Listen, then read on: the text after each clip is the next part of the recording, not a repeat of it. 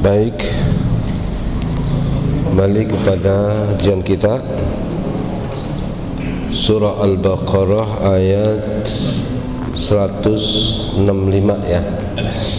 165 wa minan nasi may yattakhidhu min dunillahi andada. 163. A'udzu billahi minasy syaithanir rajim.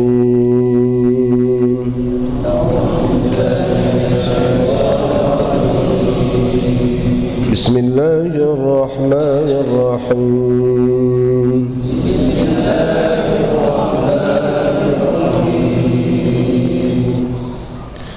Wa minan nasi man yattakhidhu min dunillahi andadan yuhibbunahum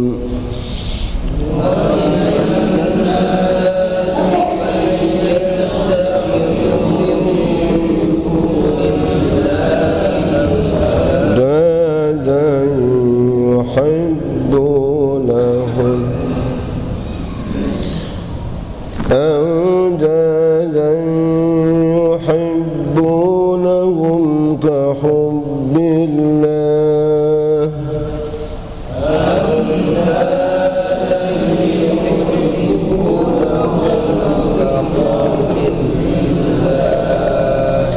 والذين آمنوا أشد حبا لله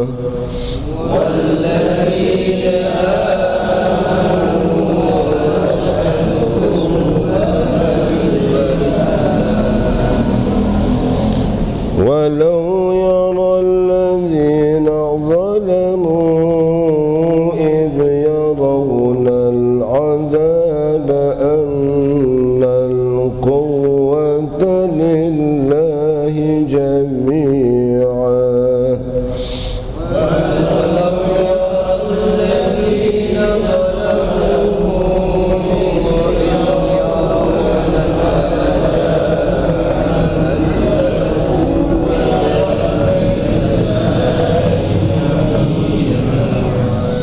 أن القوة لله جميعا وأن الله شديد العذاب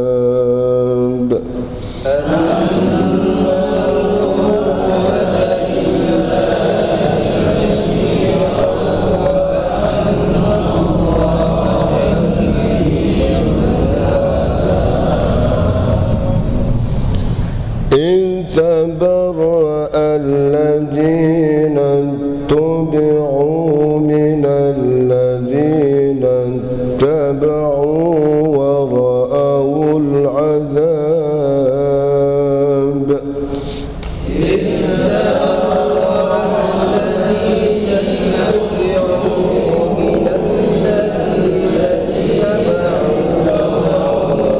ورأوا العذاب ورأوا العذاب وتقطعت بهم الأسباب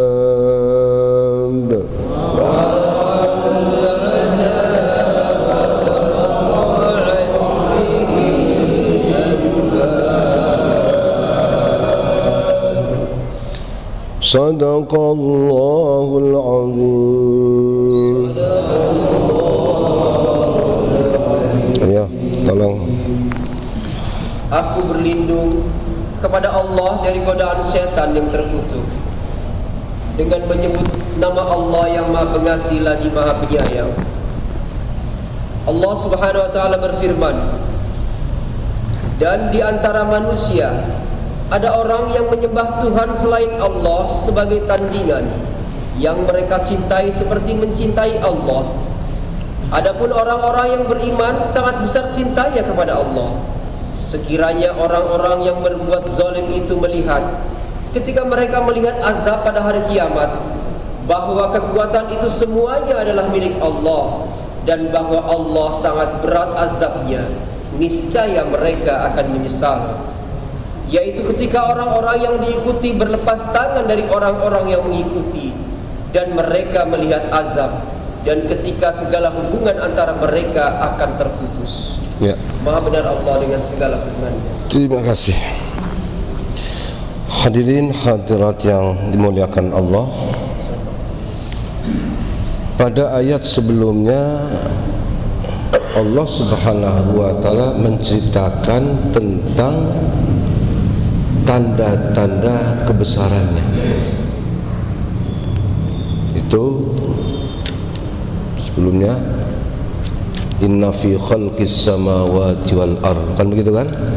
Sungguh dalam ciptaan langit dan bumi, waqtilafil laili wan nahar, perbedaan berganti silih berganti siang dan malam, wal fulkil lati tajri fil bahri, kapal-kapal yang bisa berlayar di atas laut dengan membawa berbagai barang-barang untuk manfaat manusia.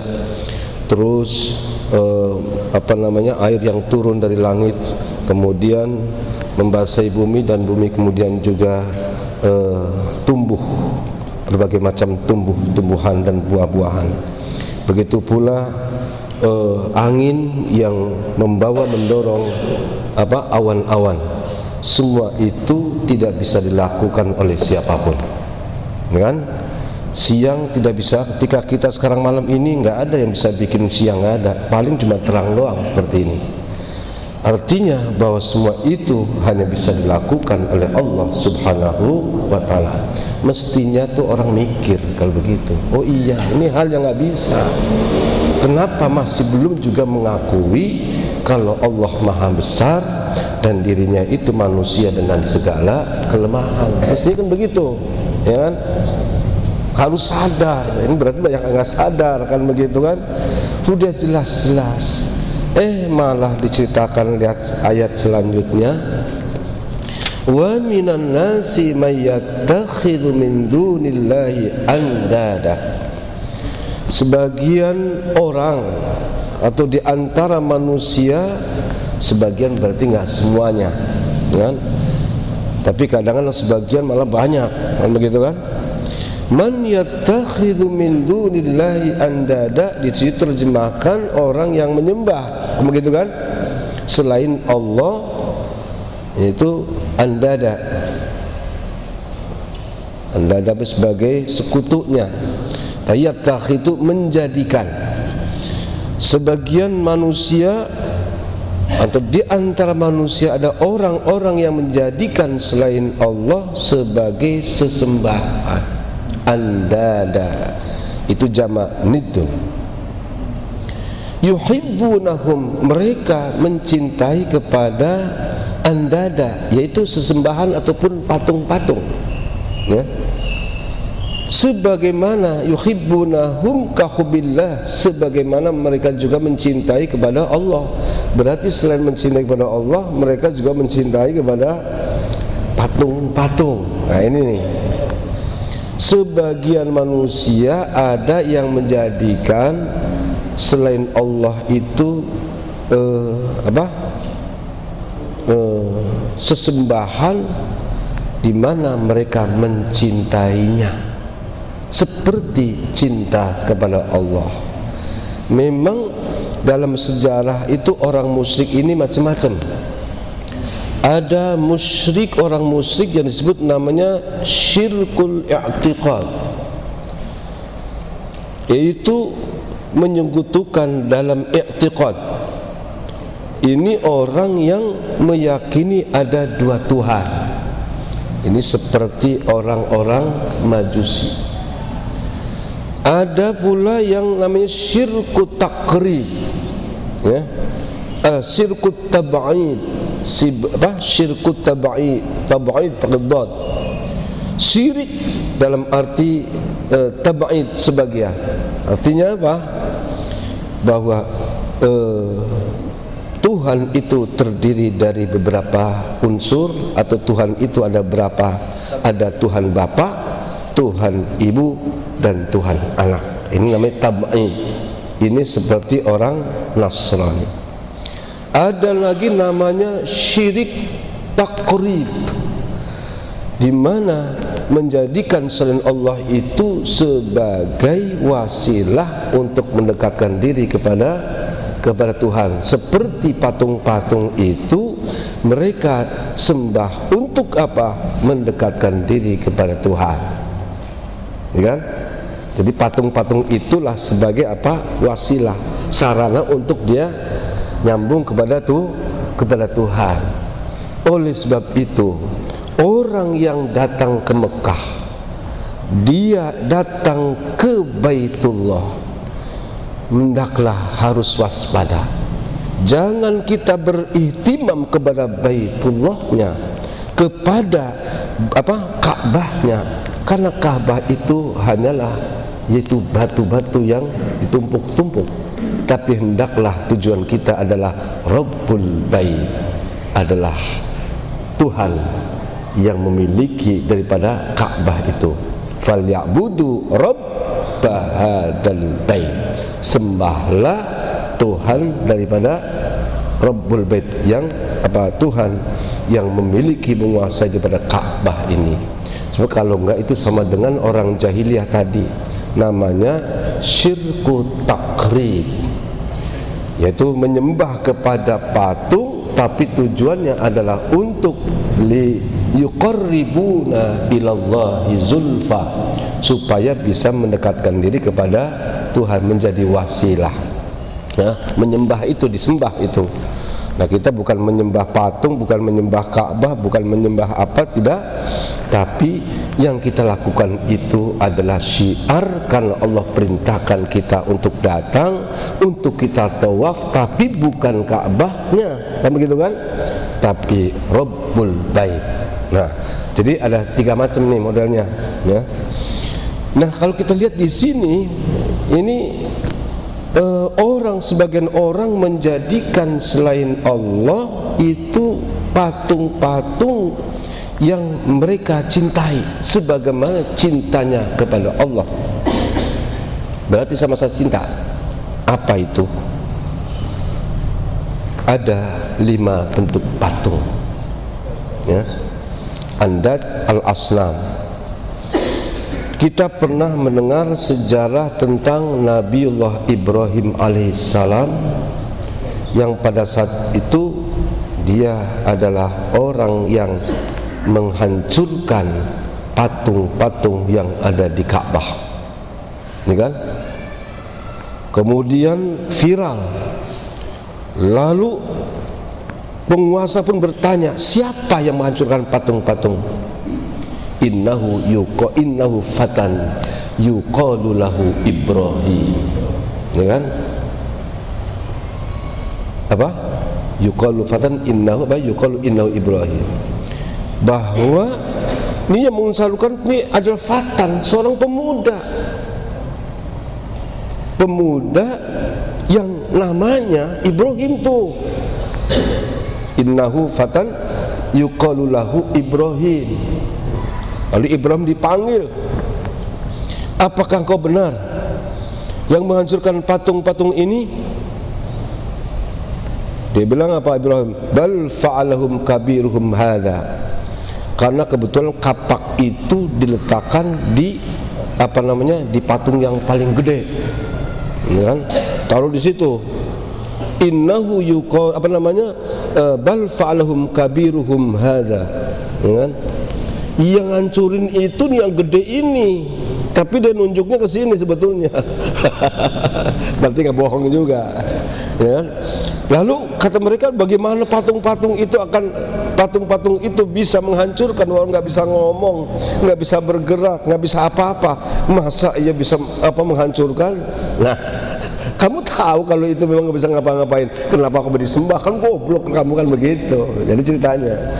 Nah, di sini yang saya ingin kita garis bawahi, innahu fatan, seorang pemuda yang Ibrahim itu disebut fatan, seorang pemuda yang gagah. Karena apa? Berani memecahkan atau menghancurkan patung-patung itu. Baru oleh Allah katakan innahu fatan, dia adalah seorang pemuda. Artinya apa? Kalau kita ingin menjadi pemuda-pemuda, innahum fityatun amanu bi rabbihim wazdadu hudan. Innahum fityatun amanu bi rabbihim wazidnahum huda. Ini juga pemuda-pemuda pada siapa? Pada masa Ashabul Kahfi. Ashabul Kahfi itu fityah, pemuda-pemuda hebat ya kan? Ibrahim juga termasuk adalah fata. Kalau gitu fata itu apa sih Pak Ustaz? Fata itu adalah seorang berjiwa muda. Dia seorang yang berani menghancurkan berbagai macam bentuk-bentuk kezaliman, bentuk-bentuk kemungkaran. Berarti kalau Habib Rizik termasuk fatan tuh kayaknya ya. Dia kan paling berani itu kan.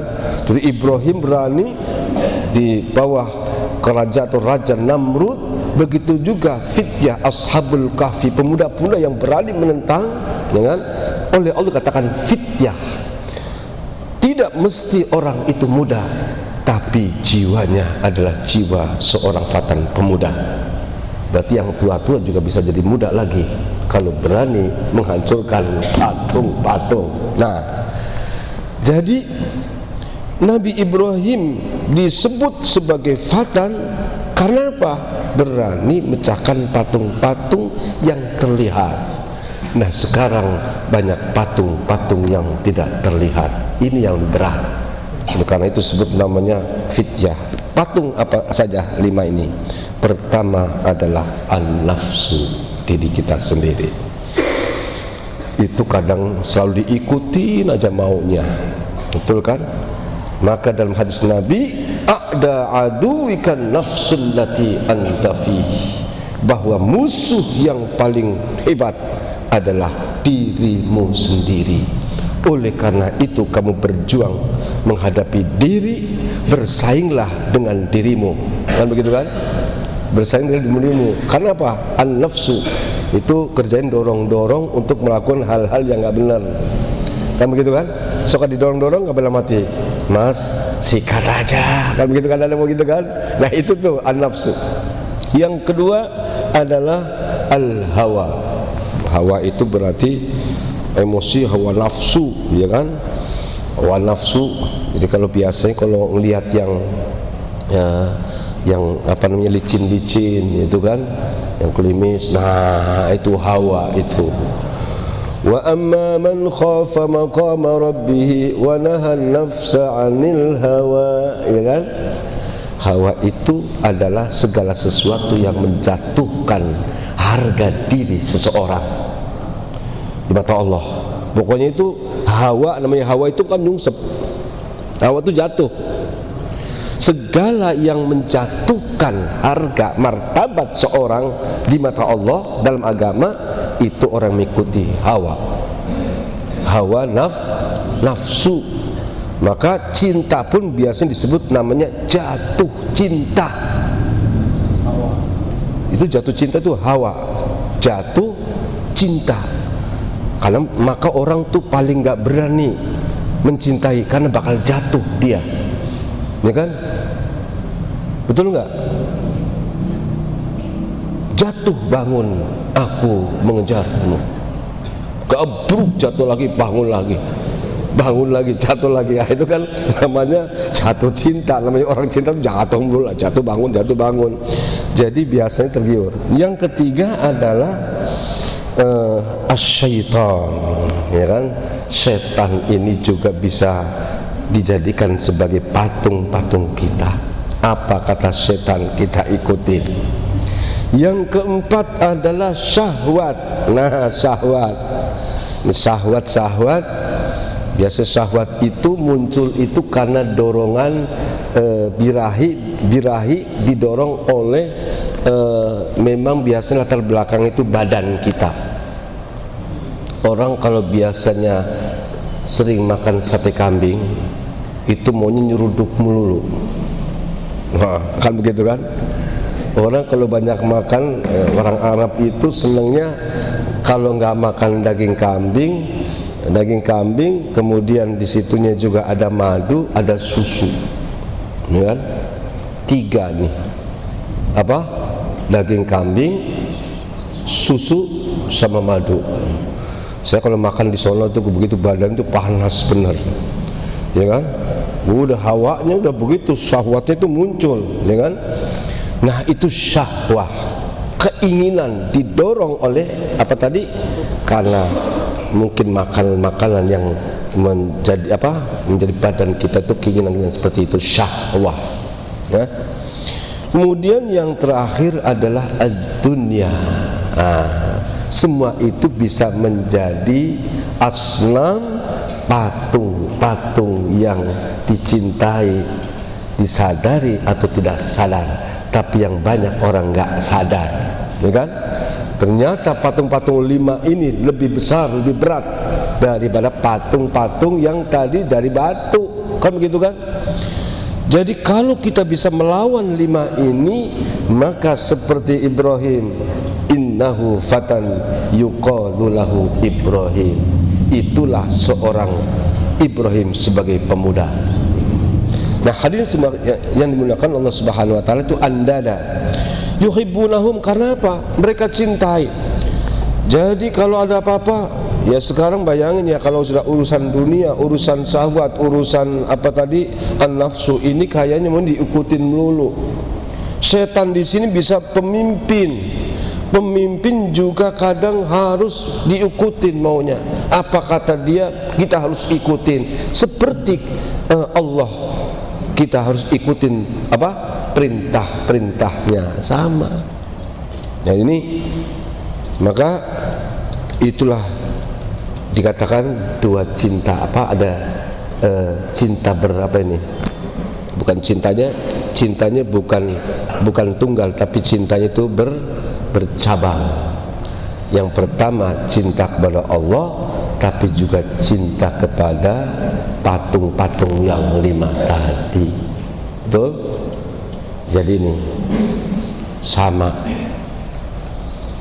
Nah, hadirin yang dimuliakan Allah Subhanahu wa taala, itu ciri biasanya adalah seperti apa? Orang-orang jahiliyah dulu yang menjadikan selain Allah itu patung-patung yang dicintai. Kahubbillah, ya kan? Seperti cinta kepada Allah. Walladzina amanu asyaddu hubban lillah. Orang-orang yang beriman dialah orang yang paling atau lebih cintanya kepada Allah dibandingkan dengan orang-orang tadi. Kalau mereka cinta kepada patung-patung, katakanlah dunia mereka, pemimpin mereka, hawa nafsu mereka, mereka cintai, tapi ternyata bahwa cinta orang-orang beriman kepada Allah itu lebih dahsyat. Kenapa? Cinta yang didasari yaitu keyakinan yang benar, yaitu tentang ayat-ayat sebelumnya. Oleh sebab itu, maka sesungguhnya ketika kita melihat tanda-tanda atau ayat-ayat Allah itu, supaya apa? Supaya semakin menjadikan kita bertambah iman, bertambah yakin. Betul? Jadi ini artinya apa? Kon dikatakan orang beriman kepada Allah, dia akan lebih cinta kepada Allah. Karena kalau cinta mereka ini tadi orang-orang jahiliyah, katakanlah orang-orang yang sama dengan mereka, ketika cinta kepada patung, cinta kepada dunia, cinta kepada kedudukan, cinta kepada hawa nafsunya dan lain sebagainya, itu lemah. Kenapa? Itu hanya angan-angan belaka. Tapi cintanya orang beriman kepada Allah didasari karena keyakinan yang kuat, yaitu apa? Dia melihat akan kebesaran Allah Subhanahu wa ta'ala. Dan cinta mereka kepada katakanlah harta, dunia, hawa nafsu, itu hanya itu tidak langgeng, kan? Bagaimana tidak? Mungkin orang cinta kepada seorang wanita yang cakep, waktu cakep disenengin, betul nggak? Waktu masih fresh, masih muda, cinta. Tapi ketika sudah mulai punya anak satu, apalagi sudah mulai punya cucu, semua kelihatan kendor, matanya kendor, badannya kendor, ya kan? Ya, matamu dulu berseri-seri, Tapi sekarang ngeri ngelihatnya, ngeri bukan seri-seri, jadi ngeri. Itu udah pasti tuh, tadi cintanya udah gugur aja. Duit, jabatan, kalau jabatan itu lagi bagus, tapi ketika jabatan ini kemudian diambil orang, hilang lagi, kan begitu kan? Nah, oleh sebab itu, bagaimanapun cinta orang beriman kepada Allah jauh lebih dahsyat. Ini artinya kita yang beriman kepada Allah jangan sampai kalah cintanya orang kepada dunia itu, begitu maksudnya, kan begitu kan? Bagaimana caranya? Caranya sering-sering kita memperhatikan akan kebesaran Allah Subhanahu wa ta'ala. Ingin pengen supaya imannya kuat. Ayo sekarang kalau mau coba nanti saya anterin, nggak apa-apa. Itu di kuburan sana itu angker. Itu ada kalau ada tempat masjid atau jangan yang di kuburan itu keranda kurung batang. Nah, berani nggak tidur di situ? Kita tinggal. Kalau berani, cintanya kepada Allah dahsyat luar biasa. Ayo, siapa yang berani? Apa? Jadi ini bisa kita buktikan di situ. Berani nggak duduk umpamanya yaitu di kuburan sendirian malam-malam? Enggak ada yang berani kalau begini kan? Iya kan? Ada yang berani? Lah pusat ngapain sih di Solo katanya, jawabannya begitu. Ngapain lagi duduk di kuburan? Mendingan duduk di kafe ketahuan. Bukan masalah itunya. Oleh sebab itu tafakkur, melihat kebesaran Allah itu harus memang kita selalu kita usahakan, karena disitulah akan mengantarkan keyakinan yang benar. Oleh sebab itu kalau pengen tafakkur, saya berkali-kali tafakkur itu jangan ke puncak. Tafakkur alam, bohong. Yang di Solo ada mana nyanyi pada jingkrak. Kalau tafakkur alam itu naik perahu tongkang itu ke mana, lepas pantai itu ke sono ya, berdua aja udah naik situ, ombaknya gede kan, nah, perahunya kecil, di situ akan bertemu dengan Tuhan insya Allah. Betul nggak? Jadi kalau mau tafakur yang benar tuh begitu, jangan ke puncak mah udah bukannya malah tafakur ya kan? Tafaul ya. Jadi orang yang beriman kepada Allah tadi asaddu hubbalillah, lebih cinta kepada Allah dibandingkan cintanya mereka itu kepada dunia mereka. Kayak apa sih orang cinta pada dunia? Kita lihat aja orang yang hidup zaman gemerlapan, cinta kepada mobilnya, cinta kepada rumahnya, cinta kepada hartanya.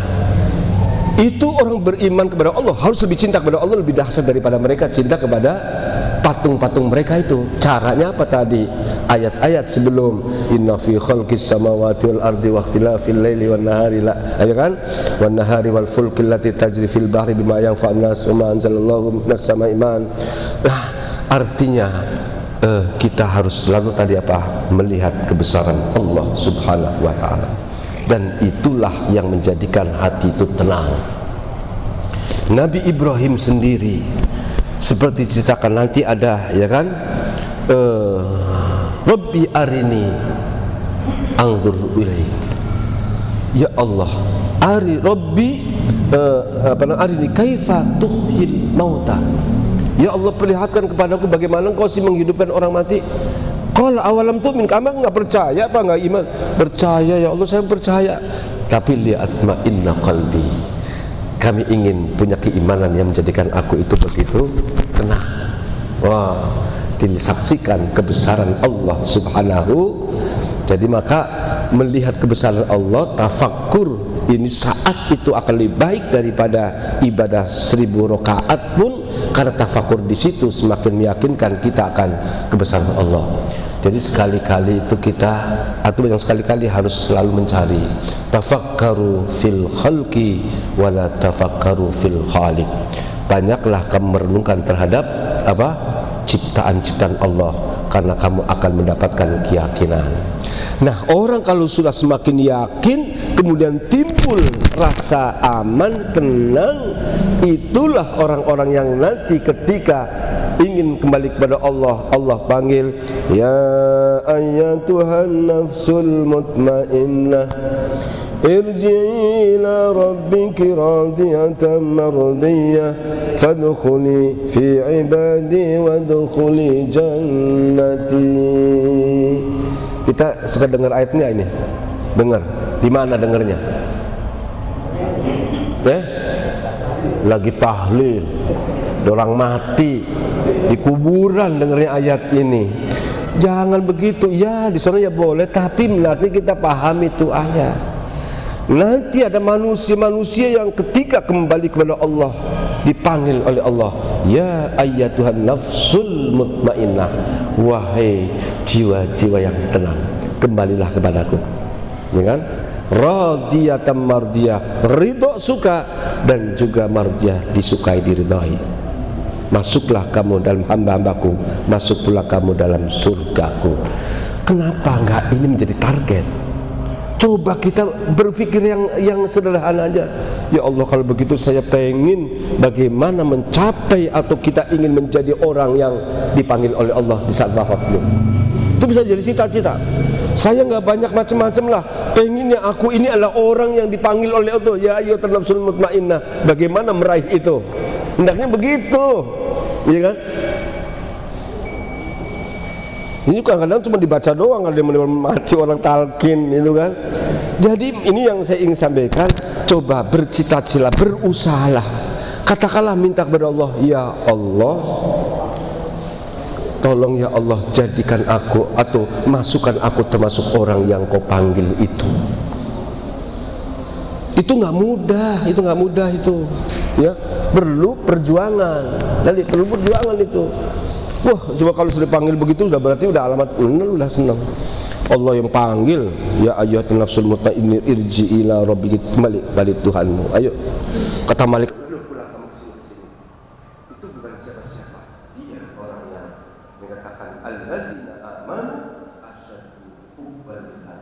Justru saat-saat yang begitu cinta kepada Allah, pengen ketemu, ibarat jadi pacar lama ketemu, gimana kayak apa sih? Kalau Allah tuh kan gitu kan, katanya kita baru dengar, wah itu tuh calon istri kamu cakep banget itu. Emang kamu pernah tahu? Belum, cakepnya. Itu yang namanya bintang kehidupan kita cakep. Udah, itu kayak apa? Kayak apa sih orang begitu dalam masuk kuliah terus pengen apa? Pengen ketemu. Itu jadi alladzina amanu asyaddu hubban lillah, orang ini semakin akan melahirkan rasa cinta dalam rahasianya tadi, selalu melihat, menyaksikan kebesaran Allah Subhanahu wa Ta'ala. Ya, panjang konsep cinta itu ya, panjang. Saya kira itu yang saya sampaikan. Jadi jangan sampai kalah cintanya orang-orang mereka, orang musyrik yang cinta kepada Tuhan, cinta kepada jabatan, cinta kepada patung-patung sembah mereka, dan kalah cintanya mereka dengan cinta kita kepada Allah Subhanahu wa Ta'ala. Kira-kira segitu.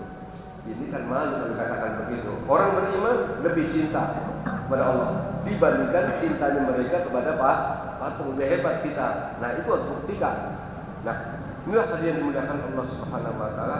Jadi sisanya nanti belum nih ya. Ini yang penting tadi, karena ini menyangkut masalah cinta.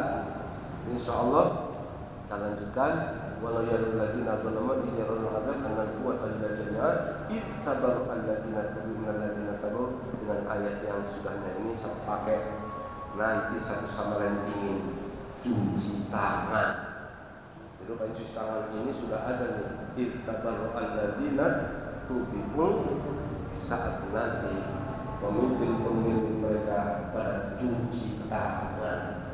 Rupanya juga cuci tangan ini kan masih ada cuci tangan dalam politik.